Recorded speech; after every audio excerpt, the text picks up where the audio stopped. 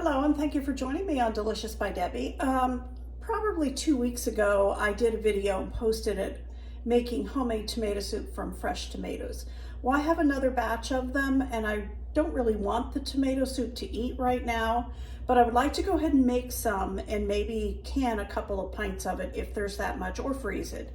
So I thought today I would do it different. Last time I put the tomatoes, onions, garlic. You can go back and find that recipe. It was just a week or two ago. And put it on trays and season it a little olive oil, put it in the oven and let them cook up that way. Today I decided I want to try using my Instant Pot and see how that does. Okay, I have the tomatoes all cut up and I weighed these and they're right at 9.5 to 10 pounds of tomatoes. And I have those all cut up. And I have cut up about, I don't know, 6 or 8 cloves of garlic and cut them in half, and I'm going to put that in. And then I have an onion I want to use up, so I'm going to put an onion in here. That's a total of 1 whole onion. Now I'm going to put some chicken broth in it. I made 6 cups of this chicken base, and it's a low sodium. I'm going to go ahead and pour some of that in and see. I'm not sure if I want all 6. Yeah, I'm going to go ahead and do all 6 cups. Okay, we're going to spice this up a little bit. First of all, I'm going to put a teaspoon of salt. Actually, that's a teaspoon and a half of salt. And it may need more later. I'll taste it later. And I'm going to do the same with the pepper. Teaspoon and a half of pepper. And I'm going to do a teaspoon and a half of my herbs de Provence.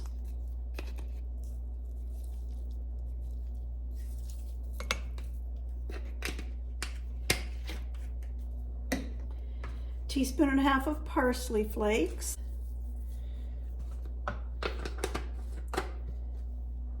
And I want a teaspoon and a half of basil. You can use fresh if you have it. I have this and I'm just going to use it. I went to the store this morning, but I did not find any fresh. Okay, I'm going to put this in my Instant Pot. Okay, I stirred it around a little bit so the spices and some of the onions would get down in there. And I'm going to go ahead and put the lid on this. And I'm going to set it for 10 minutes. Okay, I just took the lid off of the Instant Pot and these have cooked up nicely. Real nice. I will use my immersion blender now and blend this all up.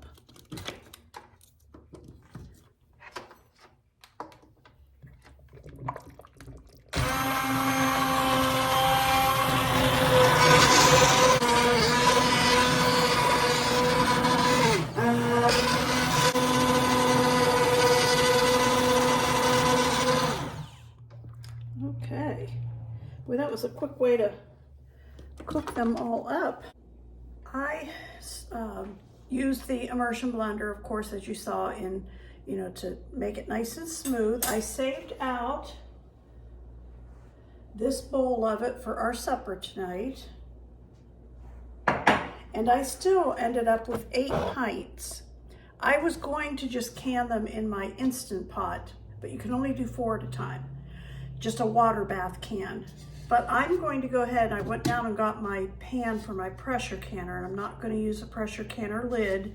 These just need a water bath for about 25, 30, I usually do mine about 30 minutes. So I've filled the jars, left about an inch of space on the top. I've washed them all off, washed the tops off nice and good, and I have sterilized the lids, and I'm going to put those on now. So this will give me 8 pints. When I open this, and before we eat this, what I left out for supper tonight, I will put some cream, some heavy whipping cream or some half and half in it and cream it up a little bit, but not to can it with. I'll wait and do that later. So I'm going to go ahead and put the rings on these. And I used to make them real tight, and I don't do that anymore. Some of my jars didn't seal, And I learned that you just need to make them finger tight, not real tight.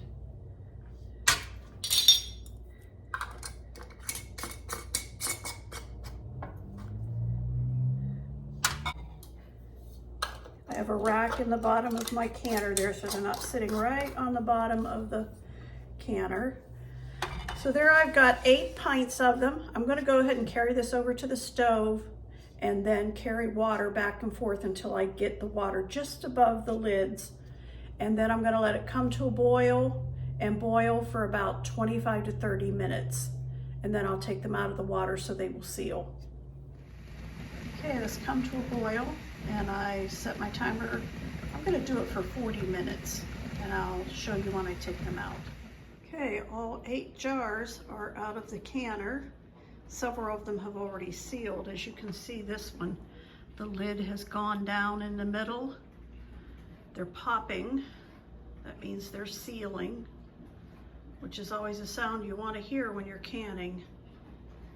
I was hoping one of them would do it while I had the video on, but it's not. But it makes a nice loud pop, so you know it's really sealed. Thank you for watching.